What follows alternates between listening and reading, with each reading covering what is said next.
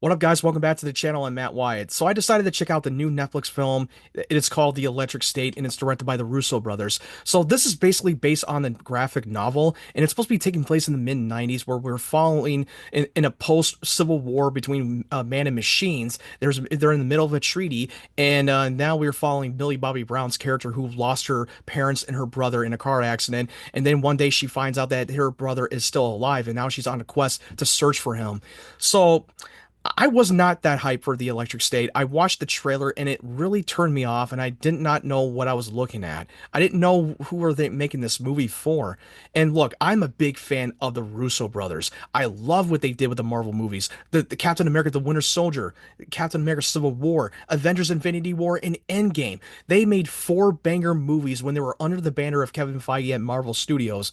But then when they were making movies that were outside of Marvel, they've been getting misses after misses after misses. I haven't seen a lot of their movies outside of the MCU. The only one movie that I saw was The Gray Man that was on Netflix with Chris Evans and Ryan Gosling, and that movie was completely a pile of dog crap. It was a terrible movie.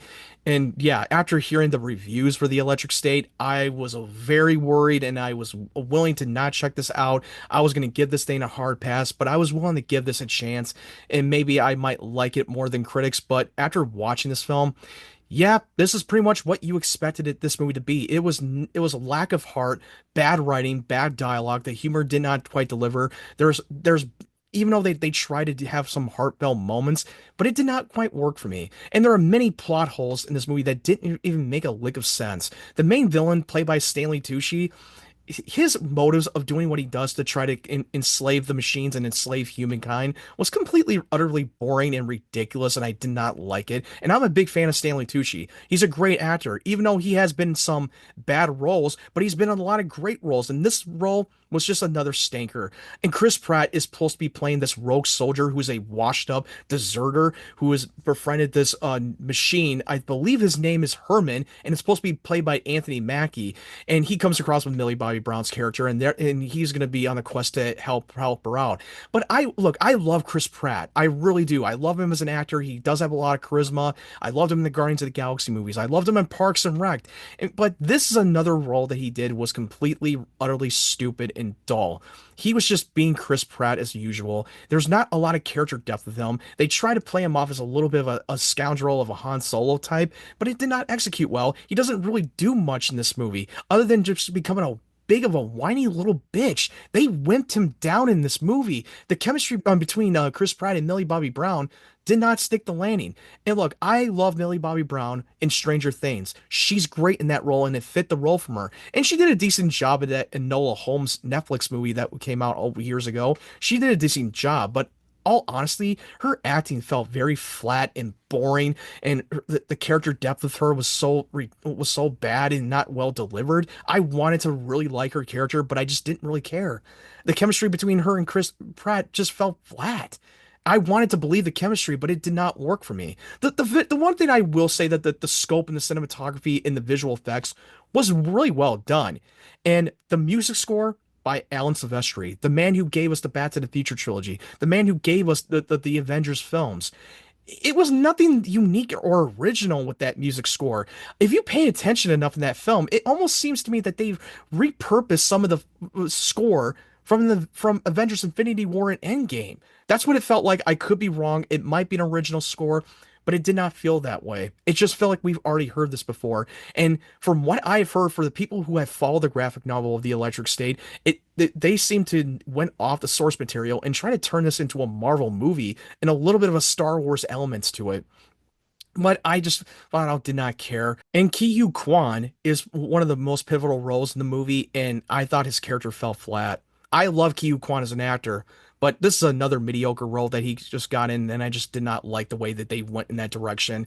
And especially when we get into the brother, Millie Bobby Brown's little brother, who we thought he died in an accident with her parents, is kept alive by the company, and because he's the smartest guy in the world and out of all the people, and they want to kept him captive for some reason. And the way that they explained it in the third act was just made no lick of sense. It was utterly dumb as hell. It was had my eyes rolling. And I thought Herman, who was supposed to be the companion from Chris Pratt, His character was so bad, and you barely are gonna notice the voice actor, which is voiced by Anthony Mackie, because it's just the chemistry was not working. He comes off a bit of a douchebag and very unlikable. And you got Mr. Peanut, another robot that was voiced by Harrison. He was okay. He was not that interesting. Overall, I wouldn't recommend checking this movie out on Netflix. I wouldn't waste your time because this is another big miss. They took a big nosedive on this movie big time. I love the Russo brothers. I have faith of what they're going to do with the Marvel's Avengers Doomsday and Secret Wars now that they're working for Kevin Feige again. And hopefully that they can get the movie done well and done right. And hopefully they can turn that around and get the biggest comeback in their filmmaking career. But outside of the Marvel movies, they really cannot make a movie to save their lives. They really can't. This is just another prime example that you can't always have directors have creative freedom. I understand that sometimes that we need filmmakers to have creative freedom so they don't have the studio interfering their vision and completely derails the movie. But you'd be surprised that with a big hit blockbuster movies like Marvel or DC or Star Wars, you're not gonna. They don't always have creative freedom. Sometimes you gotta interfere for the right reason and come to a compromise. And you always gotta question for their decisions for the vision of the movie. You always gotta question it. Because Netflix, they just let them do whatever the hell they want, and look how that turned out. Didn't turn out the way they wanted to. And they spent $320 million on the budget? Are you kidding me? From this movie? Oh God. I mean, if in this movie felt like they were trying to go off a little bit of the Emblem Entertainment Spielberg tone of the whole coming of age story, but it just really did not execute well. Overall, I wouldn't recommend this movie. I give it a like this rating a 3 out of 10. It's unwatchable. This is a movie that watched once and I will never watch this movie again. But have you seen The Electric State? Let me know your thoughts in the comment section below. Were you disappointed as much as I was? Or were you someone out there that was in the minority and that you actually enjoyed it? I mean, I'm curious to know, but all film is subjective. Every movie hits people differently.